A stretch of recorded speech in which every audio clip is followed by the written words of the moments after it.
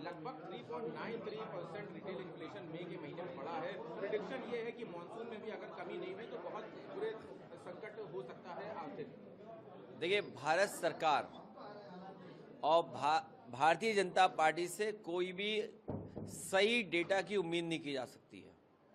वो जब कभी भी सरकार में रहते हैं, सबसे ज़्यादा डेटा का मैनिपुलेशन अगर कोई करता है तो भारतीय जनता पार्टी है। याद कीजिए, इन्होंने कहा कि नोटबंदी होने के बाद देश का भ्रष्टाचार खत्म हो जाएगा, महंगाई खत्म हो जाएगी और जो काला धन गया है बाहर वो भी वापस लेकर के आ जाएंगे। लेकिन आज देखो स्थिति कैसी है।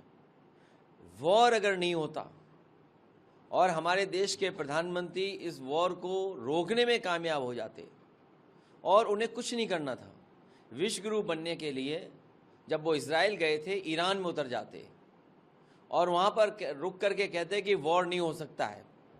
जैसे वो पाकिस्तान में गए थे तो शायद आज वॉर नहीं होता। आज हमें ऐसे दिन देखने को नहीं मिलते जहाँ महंगाई बढ़ रही है, डॉलर और रुपया, हमारा रुपया कितना नीचे जा रहा है।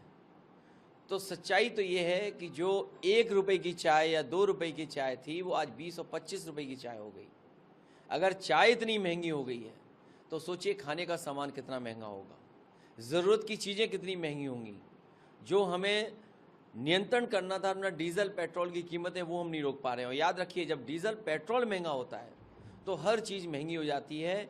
जो आज आंकड़े आए हैं आरबीआई और भारत सरकार के जो बड़े बड़े इकोनॉमिस्ट हैं, वो सोचें कि अगर यही गिरावट और महंगाई बढ़ती रही तो सोचो हमारे देश की अर्थव्यवस्था कहाँ होगी, हमारा देश चलेगा कैसे। फिर ये सबसे बड़ा संकट देश के सामने पैदा होगा कि हम वेतन लोगों को नहीं दे पाएंगे, हम कोई नया काम नहीं कर पाएंगे, हम काम के लिए पैसा नहीं निकाल पाएंगे।